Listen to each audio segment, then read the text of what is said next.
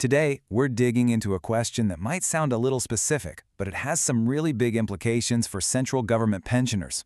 Here it is. Once you've retired, can you actually change who the government officially considers to be your family? You'd be surprised how tricky this gets, so let's jump right into the official word on it. So, this is the heart of the matter.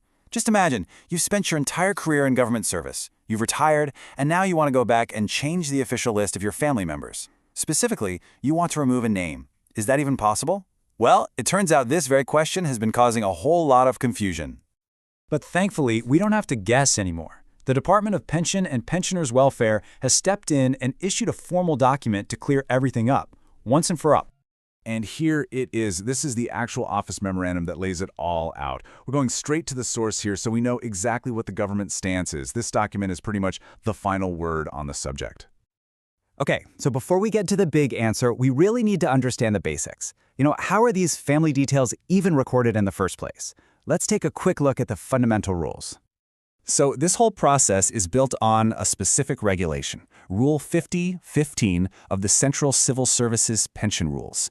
Now, what this rule says is that every single government servant is required, it's not optional, to formally submit the details of their family to their office. We're talking spouse, kids, the whole picture. It's a core part of your official record. And you do this at two really critical moments in your career. The first time is right when you start your government job. The second time, and this is the one that's super important for our discussion, is right at the very end, when you're submitting all your pension paperwork to retire. That second list is the updated one, and it's what forms the basis for any future family pension benefits. So, if the process seems that straightforward, you might be asking, where did all the confusion come from? Well, it all started because of one very specific and kind of unusual request that began to pop up. And here's the thing. After they had already retired and were receiving their pension, some people started asking the authorities to remove their daughters' names from that family list. And that is what triggered this whole need for an official government clarification. So you can see the conflict, right? On one side, you've got pensioners who think they're making a perfectly reasonable request. But on the other side, you have the administrators who are now facing a big question mark.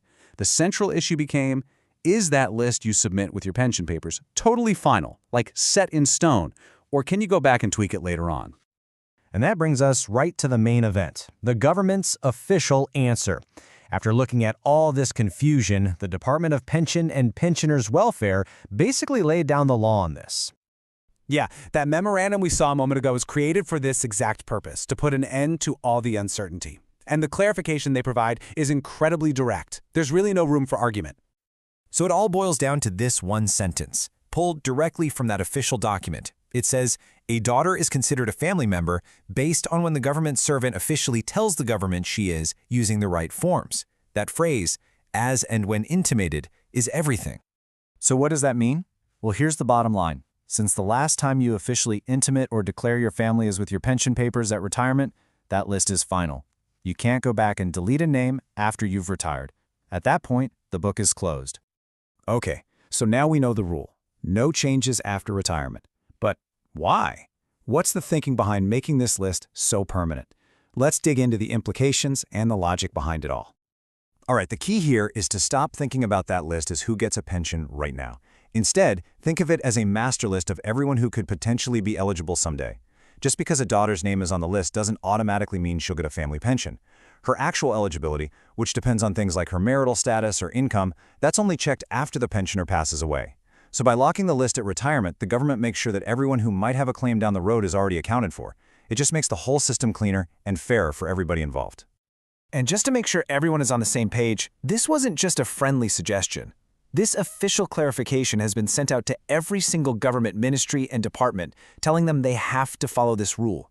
It's now the standard, non-negotiable procedure across the entire government. So we'll leave you with this final thought. We just spent this time talking about a very specific kind of bureaucratic rule, but it points to a much bigger idea, doesn't it?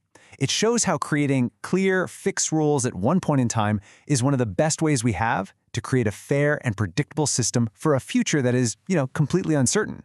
It's really about bringing order to today to guarantee fairness for tomorrow.